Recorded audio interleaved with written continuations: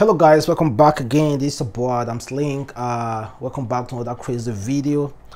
Meanwhile, somebody wrote me. The person said he's so hungry. Why am I always drinking water? That I shouldn't put anything in my mouth whenever I'm filming. Well, this is for you.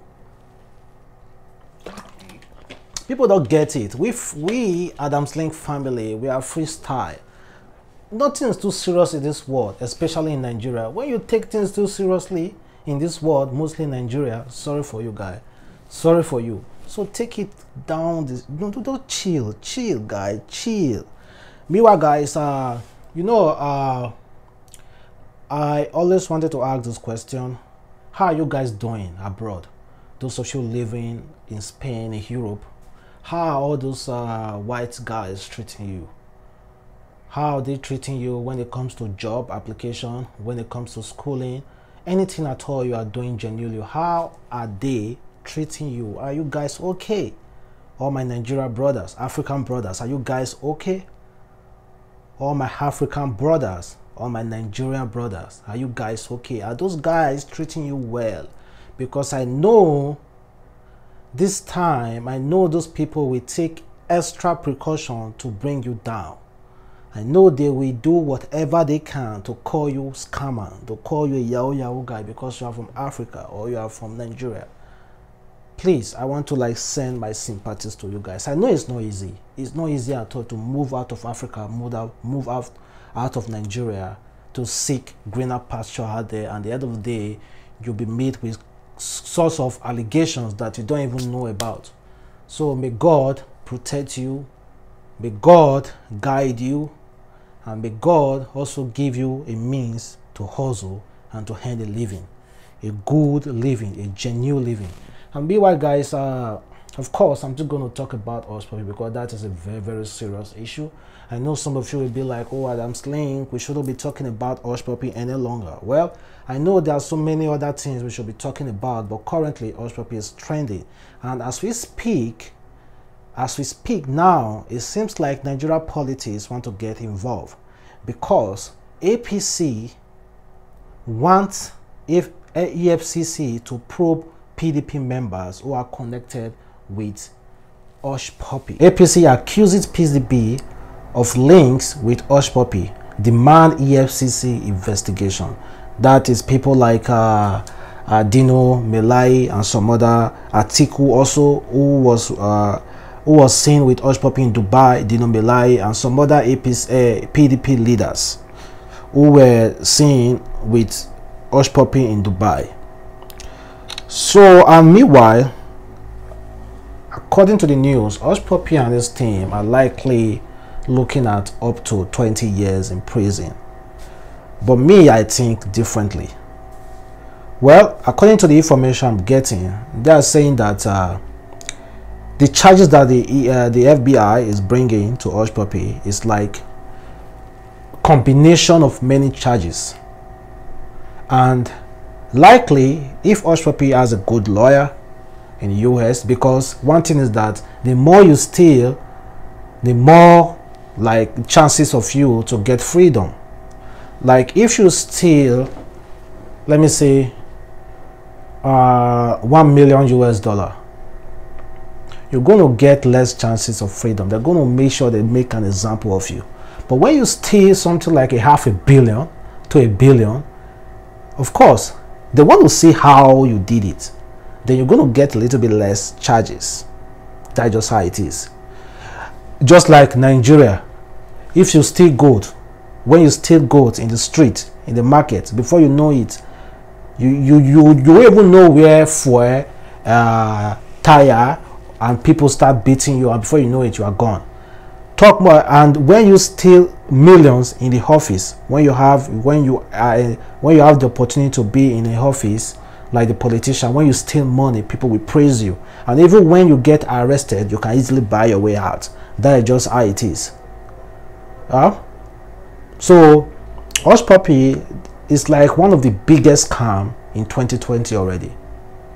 So there's a lot of interest in it. So it is likely, like I have information I'm getting, it's likely not to spend close to 20 years People are suggesting, like some investigators are suggesting, that he might be getting up to 10 years. He might not spend that 20 years in prison because of the large amount of money he's been linked with. And of course, Woodberry too. Talking about Woodberry. Woodberry is somebody we never knew is from Nigeria. Well, we don't know the local government, a state of origin, or those things. But the thing is that we never really knew Woodberry is in Nigeria. And the reason why I keep saying, like, the reason why I started a video with asking you guys how you guys doing abroad, because I know what you guys might be fixing. A lot of you guys have called me.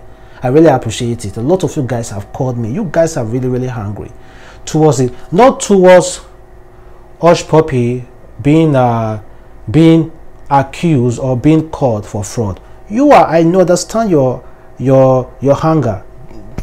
The same with mine. The reason why I'm hungry with Hushpuppi is because you were opportuned to be able to achieve that kind of massive success, money from that kind of means, illegal means, and yet you were flaunting it on social media.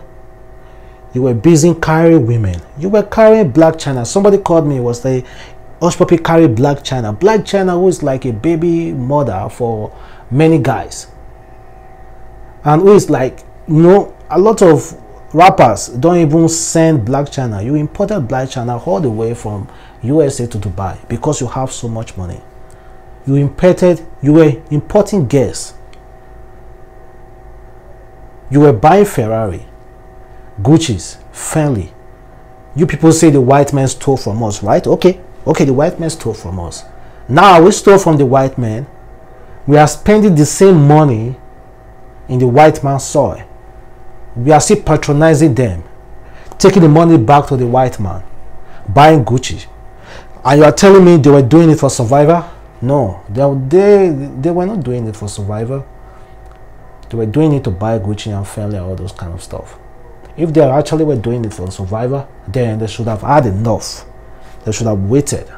No, it's okay. You have the opportunity to take that much. So relax. Withdraw yourself.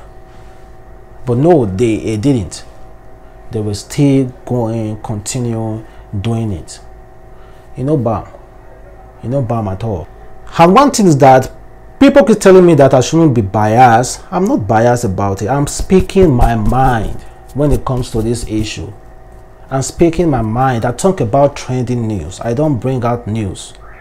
I talk about trending news, what is happening. We discuss it. You speak your mind, then I will speak my mind. I'm not happy. I'm not happy. That is just it. I'm not happy. Honestly, I'm not happy because I have cousins. I have brothers in Europe who are doing well, who are trying as much as possible to earn a living from a very rightful way. But no.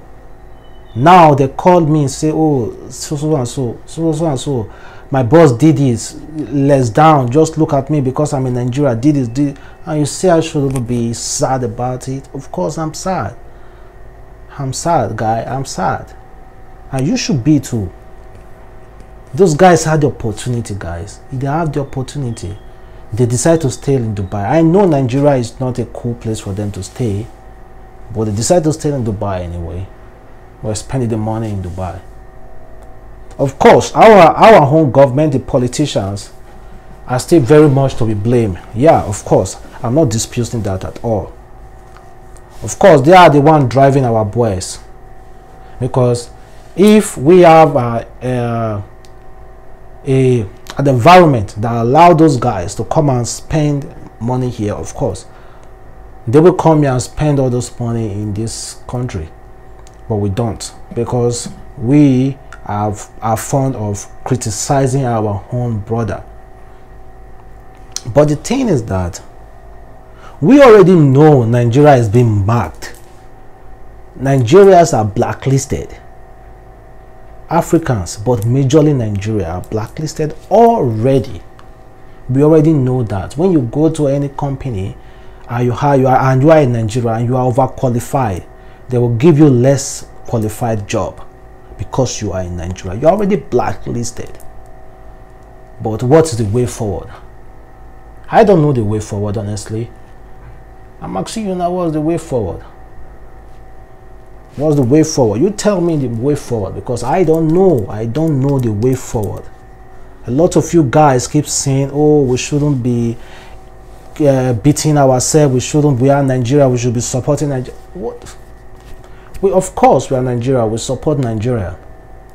But you cannot drag our name in the mud. You should be wise. Nigerians are wise. Nigerians are wise.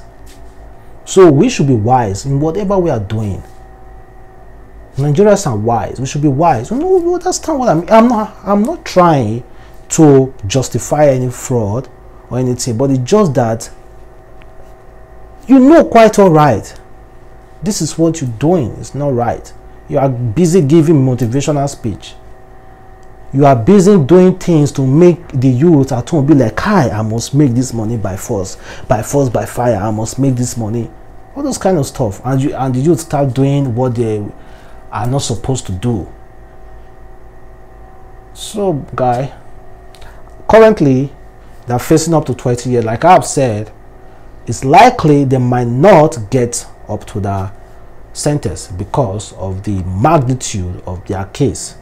And first of all, before we go, let us see this news on Woodberry. Cyber fraud scheme that duped a Chicago company into sending $15 million to an overseas scammer.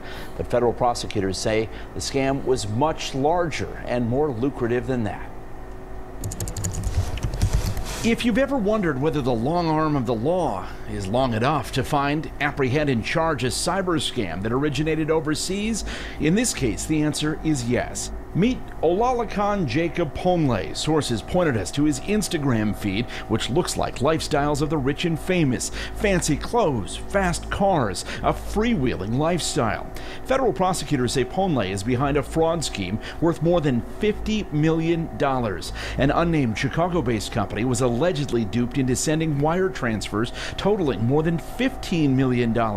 Another local company lost $2.3 million.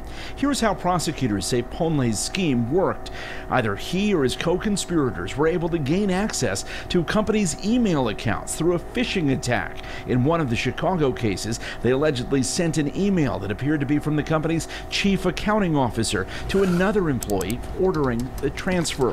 The criminal complaint says the fraudulent email was almost identical to a prior legitimate email, right down to the name on the bank account. But the account number was different. The feds say Ponle's scheme spanned at least 9 months last year. During that time, one of his Instagram posts read, "Money don't make a man makes money." Ponle is a Nigerian national. The FBI caught up to him living in the United Arab Emirates. That country expelled him, and federal agents brought him to Chicago last night for an initial court appearance this morning. A detention hearing is scheduled for late next week. A lot of money. And the feds say that he converted a lot of that money to Bitcoin, so there's a decent chance these companies may never see it back. Yeah. Guys, thank you again for watching. Thank you for always supporting, for coming here. Despite the negative and the positive comment, we still keep grinding. That's what makes us Nigeria. That is one of the attributes every Nigerian should have. Like, despite the circumstances, don't ever stop, because nobody's gonna put food under your table. You have to keep grinding, trying your best, improve, keep doing what you love. So guys, it's your boy again, Adamslink. Make sure you like this video, comment, share, follow me on Instagram, on Twitter, on Facebook at adamslinkmedia, and of course contact me there. We can have cool, fantastic discussion. Bye. Have a wonderful day.